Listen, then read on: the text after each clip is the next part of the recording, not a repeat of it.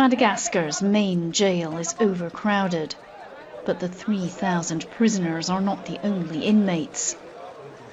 Poor hygiene and lack of space are causing a major health hazard. A disease many thought disappeared in the Middle Ages is spreading here. Bubonic plague. Last year, Madagascar had more cases, 256 with 60 deaths, than anywhere else in the world. Unlike the prisoners, the rats don't have to stay in prison. They can take the plague out onto the city streets. If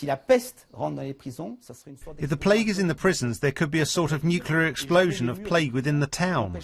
The prison walls will never prevent the plague from getting out and invading the rest of the town, and so we need to do something for humanitarian reasons. And so the Pasteur Institute and the International Committee of the Red Cross are working in the prison to combat plague. But it's more complicated than simply catching the rats and killing them.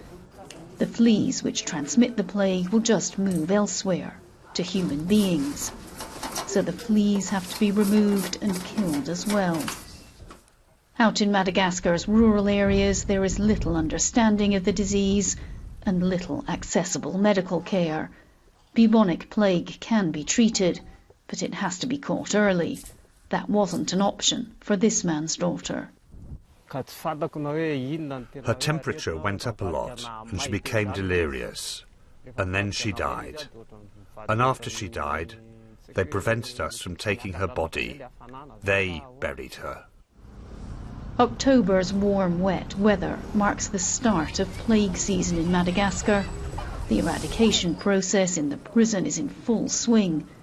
The goal is to get rid of plague, both inside the jails and out, before the disease so many of us thought was gone for good comes back with a vengeance. Imogen Folks, BBC News, Geneva.